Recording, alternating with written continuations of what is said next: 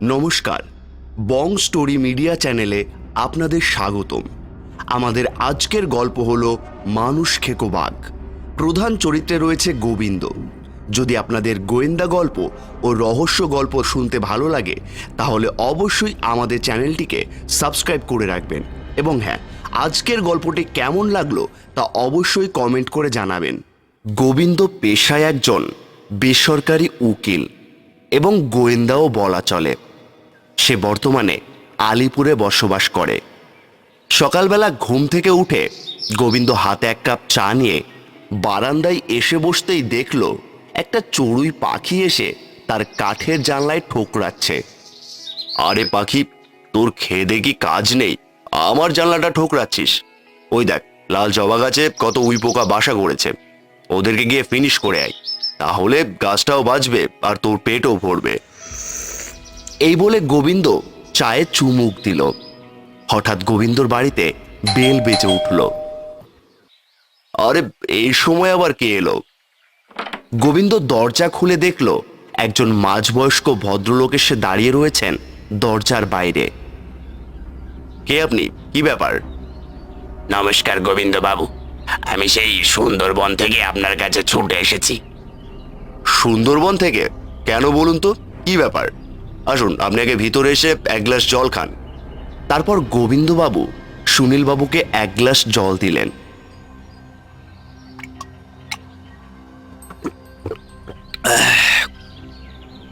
এবার বলুন, কি হয়েছে?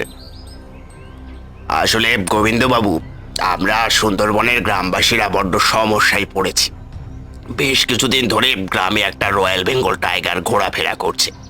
দু একজনের প্রাণ তো নিয়েছে, এবং রাতের বেলা সেই বাঘকে দেখতে পাচ্ছে অনেকে। সেই বাঘের বিশাল ভয়ঙ্কর চেহারা গোবিন্দবাবু। গ্রাম প্রধান বিমল বাবু আপনাকে শীঘ্রই ডেকে পাঠিয়েছে। শুনে তো বেশ জটিল মনে হচ্ছে। বিমলবাবু যখন ডেকে পাঠিয়েছেন তখন তো যেতেই হয়। চলুন তাহলে কাল সকাল সকালই বেরিয়ে পড়া যাক। তারপর গোবিন্দ সুনীলবাবুর সঙ্গে সুন্দরবনের উদ্দেশ্যে বেরিয়ে পড়লেন। গোবিন্দবাবু, নমস্কার। নমস্কার। হ্যাঁ, নমস্কার বিমলবাবু। বলুন, আমি আপনাকে কিভাবে সাহায্য করতে পারি? আশা করি সুনীল আপনাকে সবকিছুই বলেছে, তাও আমি একবার পরিষ্কার করে আপনাকে বলে দিচ্ছি সব ঘটনা। সুনীল, তুই এখন এখান থেকে যা। ঠিক আছে বাবু। হ্যাঁ, এবার বলুন বিমলবাবু। আসলে বেশ কিছুদিন আগের ঘটনা। আমাদের গ্রামের একজন মহিলা নদী থেকে মাছ ধরতে গিয়ে রয়্যাল বেঙ্গল টাইগারের মুখে পড়ে এবং তার প্রাণহানি ঘটে। গ্রামের অনেকেই নাকি বলছে রয়্যাল বেঙ্গল টাইগারটা একটু আশ্চর্যজনক এবং ভয়ঙ্কর দেখতে, সাধারণ রয়্যাল বেঙ্গলের মতো নয়।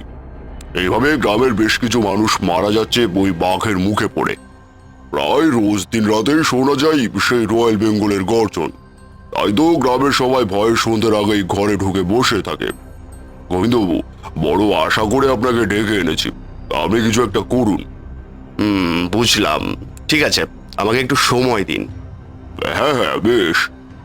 তারপর বিমলবাবু গোবিন্দকে থাকার জন্য একটা ঘরের ব্যবস্থা করে দিলেন। হ্যাঁ, ব্যাপারটা সত্যি তদন্ত করে দেখতে হচ্ছে। পরের দিন সকালবেলা গোবিন্দ সুনীলের কাছে যায়। সুনীল, আমাকে একটা বন্দুক দাও, আজকে আমি জঙ্গলের দিকে যাব, দেখি তোমাদের রয়্যাল বেঙ্গল টাইগারে দেখা পাই নাকি। আপনার যাওয়াটা কি ঠিক হবে? বেশি কথা না বলে যেটা চাইলাম সেটা দাও। তারপর গোবিন্দ সুনীলের কাছ থেকে একটা বড় বন্দুক নিয়ে সুন্দরবনের গভীর জঙ্গলের দিকে রওনা হলেন। কোথায় সেই রয়্যাল বেঙ্গল? দেখা কি পাবো তার? ঠিক এমন সময় পেছন থেকে ভেসে এলো এক বাঘের হুঙ্কার গর্জন। গোবিন্দ এক ঝটকায় পেছন ফিরে দেখে এক ভয়ঙ্কর রয়্যাল বেঙ্গল টাইগার। বাঘের চোখ দুটো পুরো কালো কুচকুচে, দেহের এক পাশ থেকে তার চামড়া উঠে মাংস দেখা যাচ্ছে। পায়ের নখগুলো অত্যন্ত বড় এবং সেই বাঘের দেহ সাধারণ রয়্যাল বেঙ্গলের থেকে দ্বিগুণ অতিকায়। এ আমি কি দেখছি? তবে এই কি সেই রয়্যাল বেঙ্গল টাইগার? কিন্তু এ যে... গোবিন্দ তৎক্ষণাৎ তার বন্দুক নিয়ে বাঘের দিকে তাক করল, আর বাঘটিও তার উপর ঝাঁপিয়ে পড়তে যাবে। ঠিক এই সময় গোবিন্দ তাকে লক্ষ্য করে পরপর দুটি গুলি চালালো। বাঘটার শরীর থেকে সঙ্গে সঙ্গে রক্ত ঝরে পড়ল, আর বাঘটা নিস্তেজ হয়ে মাটিতে পড়ে গেল। মনে হচ্ছে আমার কাজ খুব শীঘ্রই শেষ হয়ে গেল। যাই, এবার ফিরে যাই বিমল বাবুর কাছে। গোবিন্দ জঙ্গলের মধ্যে দিয়ে একলা আসতে থাকলো। ঠিক এমন সময় নামলো জোরে বৃষ্টি। যা, এত জোরে বৃষ্টি নামলো, এখন কি করব? আশেপাশে আশ্রয় নেওয়ার মতো কোনো জায়গাও তো দেখছি না। হঠাৎ গোবিন্দ দেখতে পেল সামনেই রয়েছে একটা পুরো ভাঙা বাড়ি। মনে হচ্ছে ওখানে একটা বাড়ি রয়েছে। যাই, ওখানটায় গিয়ে কিছু সময় দাঁড়াই, বৃষ্টি না কমে আসা অবধি যাওয়া যাবে না। তারপর গোবিন্দ সেই পুরো বাড়িটার ভেতরে কিছুক্ষণ অপেক্ষা করতে থাকলো। যা জোরে বৃষ্টি নেমেছে, মনে হচ্ছে সহজে কমবে না। কিছু সময় অতিবাহিত হবার পর গোবিন্দ একটা আশ্চর্য জিনিস লক্ষ্য করলো। আরে, দেওয়ালের ওপর কিছুর একটা ছায়া পড়ছে মনে হচ্ছে। অত বড়, ওটা কিসের ছায়া? অন্ধকার সেই বাড়ির মধ্যে গোবিন্দ কাউকেই দেখতে পেল না। ভাঙাচোরা এমন দেওয়ালের গায়ে কিসের ছায়া? এগিয়ে গিয়ে দেখি তো। সে ক্রমশ এগিয়ে গেল সেই ছায়ার দিকে। হঠাৎ সে শুনতে পেল বাঘের গর্জন। এ কি, এ যে সেই বাঘের গর্জন! কি হলো ব্যাপারটা? এরপর খুব ধীরে ধীরে ঘাড় ঘুরিয়ে দেখল সেই রয়্যাল বেঙ্গল টাইগারটা। গোবিন্দ এবার যেন স্তব্ধ হয়ে রইল। সেই বাঘটা এক পা দুপা করে এগিয়ে আসতে থাকলো গোবিন্দর দিকে, আর সেও পেছন ফিরে সরতে থাকলো। এক সময় তার পিঠ থেকে যায় দেওয়ালে, আর ঠিক সেই সময় রয়্যাল বেঙ্গল টাইগারটা ঝাঁপিয়ে পড়ল গোবিন্দর গায়ের ওপর। প্রাণপণে সেই বাঘের পা দুটো টেনে ফাঁক করে এক ধাক্কায় সরিয়ে দিল। এবার সে তার বন্দুক দিয়ে আবারও গুলি চালালো সেই বাঘের মুখের মধ্যে। তারপর কোনো রকমে সেই বিশাল বাঘের সঙ্গে যুদ্ধ করে নিজেকে বাঁচিয়ে ফিরে এলো সেই বৃষ্টির মধ্যেই। কি গোবিন্দ বাবু, আপনার একই হাল হয়েছে? এ যে সে রয়্যাল বেঙ্গল নয়, এ ভয়ঙ্কর রয়্যাল বেঙ্গল। আর একটু হলে আমি প্রাণে মরে যেতাম। এখন কি করণীয়? আমাকে একটু ভাবতে দিন। সুনীল, সুনীল, শীঘ্রই এসো। যাও, গোবিন্দবাবু যেখানে যেখানে আঁচড় লেগেছে সেখানে ওষুধ লাগিয়ে দাও। না না, তার আর কোনো প্রয়োজন নেই, আমি নিজেই পারবো। এই বলে গোবিন্দ ঘরে চলে গেল। তখন প্রায় মাঝরাত। হঠাৎ কোনো এক অস্বস্তিকর কারণে গোবিন্দর ঘুম ভেঙে গেল। শরীরটা বড্ড খারাপ লাগছে। আচ্ছা, আমি যে দুদিন ধরে এসেছি এখানে, আমি তো একদিনও রাতের বেলা কোনো বাঘের গর্জন শুনতে পেলাম না। কাল একবার গ্রামবাসীদের সঙ্গে কথা বলতে হবে। পরের দিন সকালবেলা সুন্দরবনের গ্রামবাসীদের কাছে গেল গোবিন্দ। আচ্ছা, এই দুদিন ধরে আপনারা কি রাতের অন্ধকারে কোনো বাঘের গর্জন শুনতে পেয়েছেন? না না। আচ্ছা, ব্যাপারটা দেখতে হচ্ছে। তখনই বিমলবাবু ছুটতে ছুটতে আসে। গোবিন্দবাবু, গোবিন্দবাবু, শুনে যান। কি হয়েছে বিমলবাবু? গতকাল রাতে একটা আশ্চর্য ঘটনা ঘটে গেছে। কি ঘটনা? আমার বাড়ির পেছনে বাঘের থাবা, বেশ খানিকটা গর্ত করা হয়েছে। কই, চলুন তো দেখি। তারপর সে বিমলবাবুর সঙ্গে গেল। কিছুক্ষণ তাকিয়ে থেকে বলল, হ্যাঁ তাই তো, এ যে পুরো স্পষ্ট বাঘের থাবা। তোমার কি মনে হয় সুনীল, তাই না? হ্যাঁ হ্যাঁ, একদম। কিন্তু বাঘ আসলে তো গর্জন শুনতে পেতাম। হয়তো কাল গর্জন করেনি, বা করেছে, আমরা হয়তো ঝড় বৃষ্টির জন্য শুনতে পাইনি। ঠিক বলেছেন আপনি। ঠিক আছে, আমি এখন ঘরে যাচ্ছি। আমি ঠিক বুঝে উঠতে পারছি না রয়্যাল বেঙ্গল টাইগারটা। কথাটা শেষ করার আগেই তার মাথায় একটা অন্য কথা খেলে গেল। আজ থেকে প্রায় 11 বছর আগের ঘটনা। এই কথাটা তো আমি আগে ভেবে দেখিনি। তখন নরেশবাবু এই গ্রামের প্রধান ছিলেন। এরকমই এক রয়্যাল বেঙ্গল টাইগারের উৎপাতে গ্রামবাসীদের মৃত্যুর মুখে পড়তে হচ্ছিল, আর সেই থেকে বাঁচার জন্য আমারই ডাক পড়ে। সেদিন সন্ধে নামার আগ দিয়ে, অর্থাৎ মধ্য দুপুরে, আমি জঙ্গলের দিকে যাই হাতে একটা বন্দুক নিয়ে। কিছুক্ষণ ঘোরাফেরার পর হঠাৎ শুনতে পাই এক বিশাল বাঘের গর্জন। আস্তে আস্তে নিজের ঘাড় ঘুরিয়ে দেখলাম রয়্যাল বেঙ্গল টাইগারটা আমার পেছনে দাঁড়িয়ে রয়েছে, আমাকে শোষণ করার জন্য সে যেন আমার দিকে ওত পেতে তাকিয়ে রয়েছে। বাঘটা আমার ওপর ঝাঁপিয়ে পড়ার আগেই সাহস করে নিজের বন্দুকটা তাক করলাম সেই বাঘের দিকে এবং পরপর দুটো গুলি ছুড়ে দিলাম, একটা তার চোখে আর অন্যটা পেটের এক পাশে। সঙ্গে সঙ্গে বাঘটার চোখ ও পেট দিয়ে রক্ত ঝরতে লাগলো এবং বাঘটা উল্টে মাটিতে চিত হয়ে পড়ে গেল। ঘণ্টাখানেক পর বাঘটার একেবারে মৃত্যু ঘটল। কথাগুলো স্মরণ করতে করতে হঠাৎ তার হুঁশ ফিরল। তবে কি সেই বাঘটাই ফিরে এসেছে, প্রাণ নিচ্ছে গ্রামবাসীদের? কিন্তু যদি তাই হয়ে থাকে তাহলে তো এর থেকে রক্ষা করা খুব কঠিন হয়ে যাবে। হ্যাঁ, আমি তো ওই বাঘের চোখেই গুলি করেছিলাম, আর এখন তার চোখ দুটো পুরোই কালো ঝাপসা এবং শরীরের একপাশে তার চামড়া নেই, কেবলই মাংস।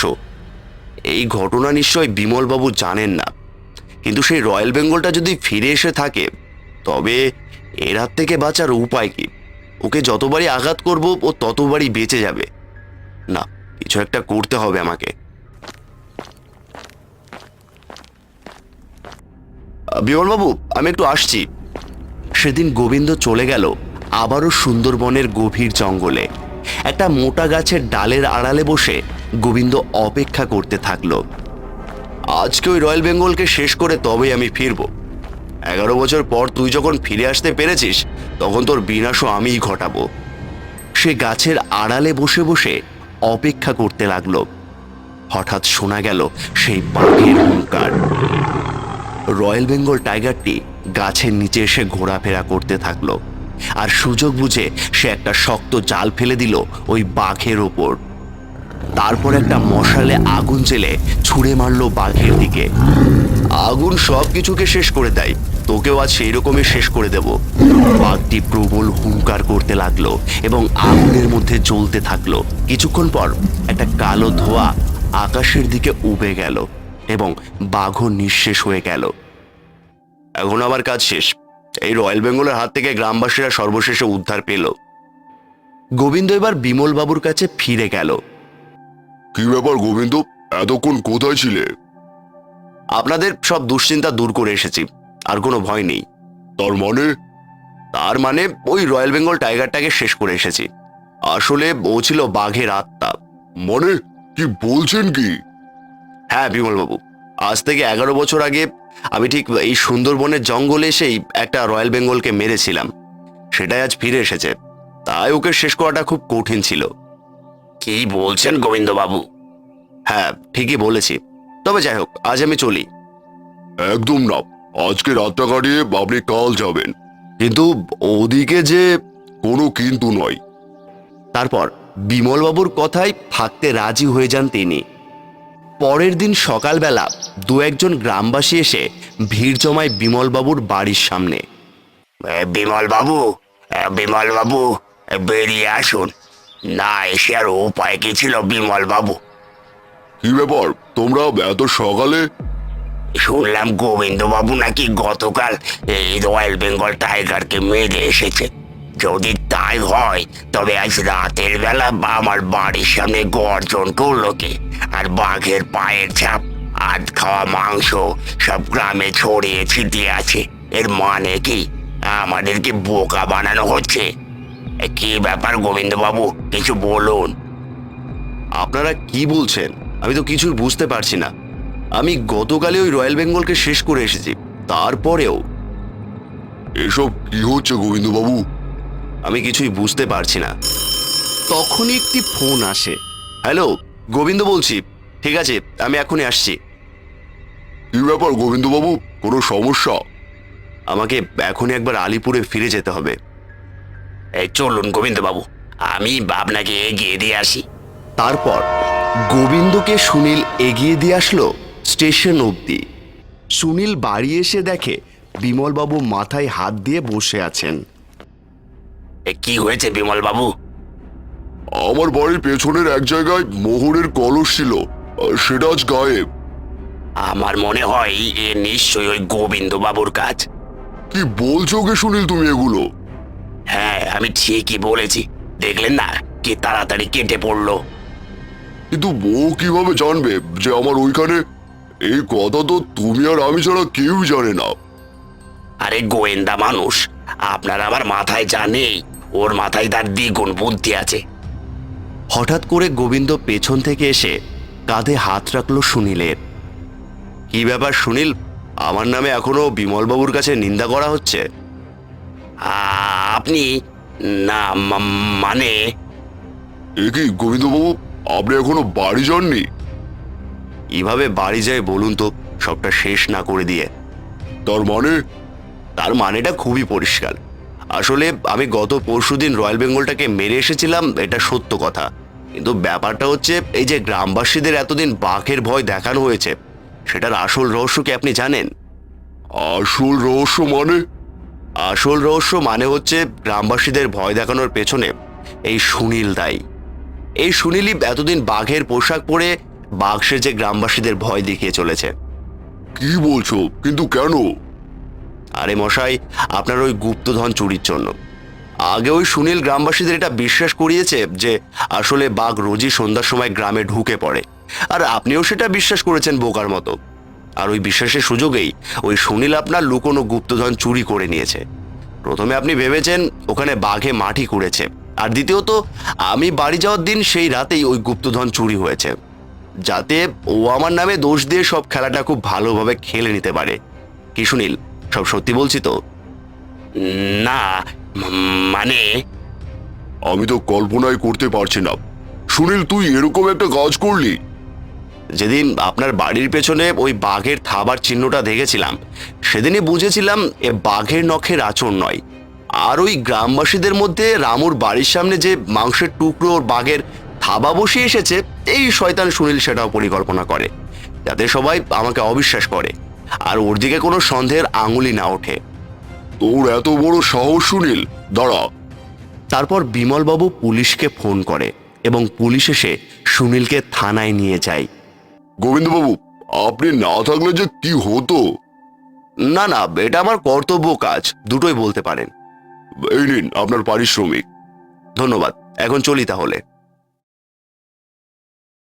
যদি আপনাদের গোয়েন্দা গল্প ও রহস্য গল্প শুনতে ভালো লাগে, তাহলে অবশ্যই আমাদের চ্যানেলটিকে সাবস্ক্রাইব করে রাখবেন। এবং হ্যাঁ, আজকের গল্পটি কেমন লাগলো তা অবশ্যই কমেন্ট করে জানাবেন।